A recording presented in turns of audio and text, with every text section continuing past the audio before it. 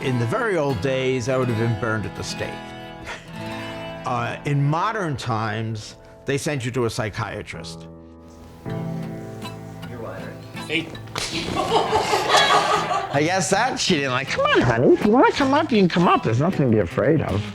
We witnessed the remarkable ability of a man named George Anderson. Anderson has several theories about how his ability works. A man widely regarded as the world's greatest medium. George, what do you say to the skeptics, the people who are hearing all this and say, come on, George? Skepticism really means I don't know. Like any job, it's best when you know you have to work. Okay, before we begin, I just would like to give you a quick preparation and we'll start. No idea who's coming to see me. When I need you to acknowledge, just say yes so that you understand only. Usually my assistant tells them, make sure you just acknowledge with yes, no, that you understand, whatever. If there's something I'm confused on, as far as I'm concerned, the souls in the hereafter have to clear it up, have to straighten it out, not you. They have to explain it. I reinforce that constantly through the session. I always say that without helping me, without volunteering any information. And also, just for the benefit of camera, will you please testify that you have not spoken to me in any way, shape, or form up until this moment? Yes. And I have not spoken to you in any way, shape, or form up until this moment. Okay, and with that, we'll begin. I think that's, again, probably my skepticism, putting the ability on the spot. Okay, let's see you work. You'll see me doing this, and this is just a form of distraction. My hand's not under any type of mysterious control or anything like this. It's just a form of distraction for me. A lot of times when I keep the cap on the pen, I just may go like this, just to kind of like occupy probably the more logical or rational side of the brain. Okay, first of all, a male presence comes around you. Do you understand? Yes.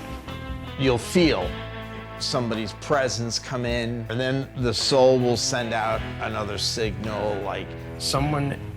The male presence around you keeps saying, I'm the son. You understand? Yes. Okay. Your mother very devout? Very, because she certainly likes what's in my room. Very devout.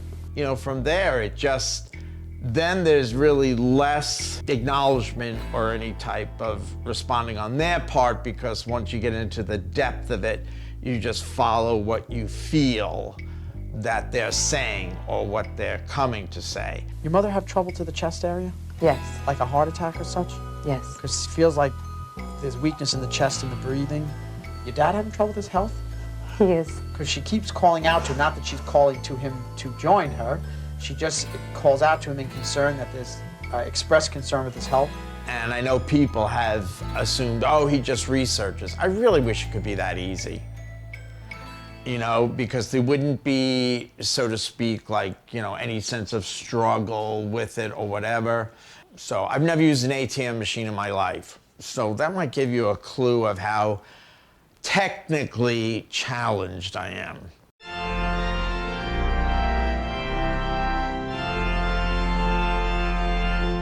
Definitely came from a very strict Roman Catholic household. Had experiences when I was young, but of course they're just written off as childish imagination. Later, at the age of 14, discerning became more pronounced. You're saying, so you're 14, you're saying that this presence arrives and just comes to you, but where were you at this? We had a basement. You'd go down, I had a train set down there or whatever. You just go down to play with it. It would seem like down there is where the first, presence was made, or she would come in dreams. At the beginning, it didn't seem out of the ordinary to you at all? Well, I certainly didn't feel anything was wrong with me. I felt I was as normal as anybody else. But I remember reading stories about the saints, like, for example, St. Dominic Savio. He was known for having feelings and so forth. So I just thought I was, doing the same thing that they were showing us that the saints did. You don't feel anything wrong with it until somebody brings to your attention that not everybody's doing it, and so there's got to be something wrong. They suggested I be taken, to be institutionalized. Psychiatrists couldn't seem to find out what was going on. They were undecided, you know, is something wrong with me? Is he a paranoid schizophrenic? Is this, whatever, back and forth. So they had put me on medication and, I mean, I was still feeling. My mom was more receptive. My father actually thought it was a load of horse manure. I think what really turned the tide was when I was taken to the state hospital and the psychiatrist came up to my father and said, "There's absolutely nothing wrong with your son." End of story. Later on through school, I spoke more of it. People's attitudes were changing.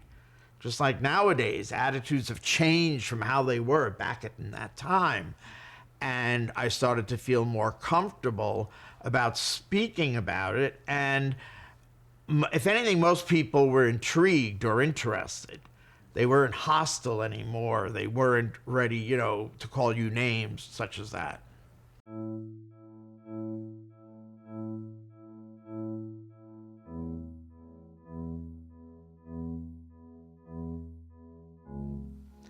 I'm finding out as time goes on, the focus is the brain. There's where whatever's going on is going on. They said one part of my brain is dead from the illness and another part has emerged. Very possible.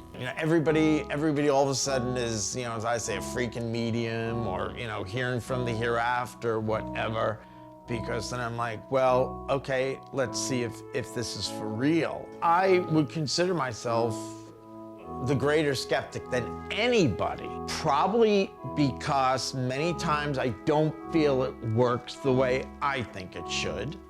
There's people out there who say UFOs don't exist, or I don't know. Let us begin. And as I said, whatever I say, you just keep it yes, no, that you understand only. And away we go.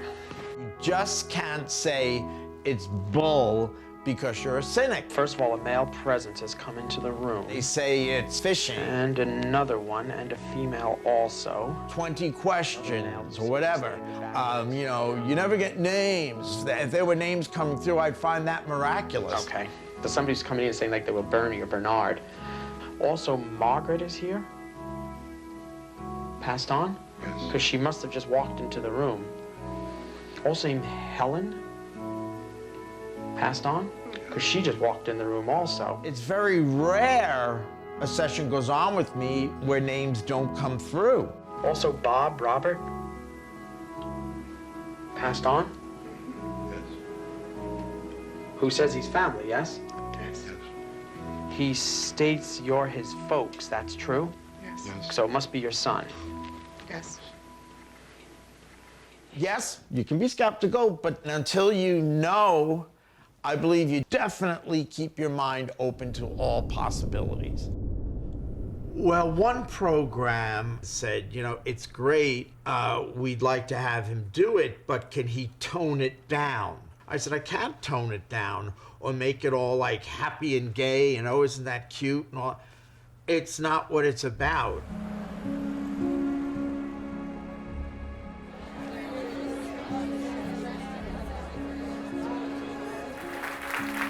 Thank you, ladies and gentlemen. Welcome.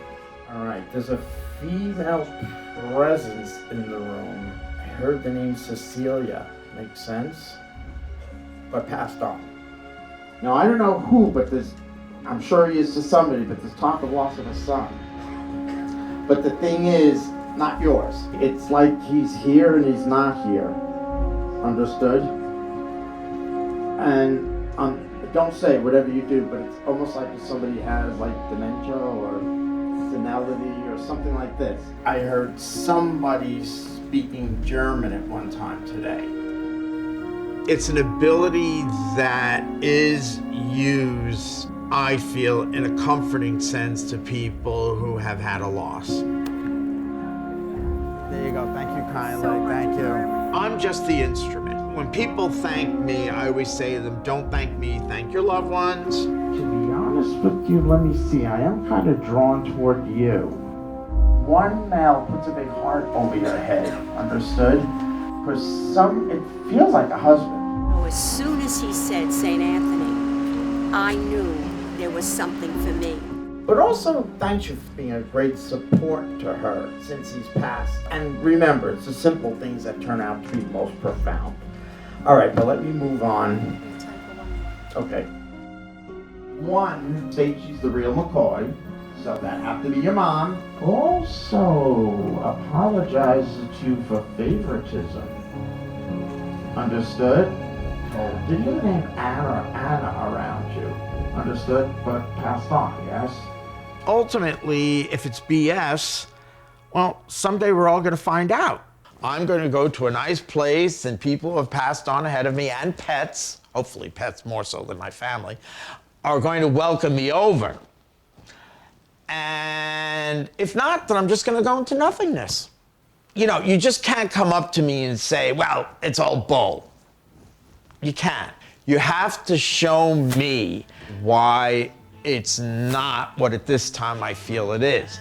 And until further notice, I have no choice but to assume it's possibly hearing or receiving messages from those who have left physical bodies. I've been blinded by the church with neon lights.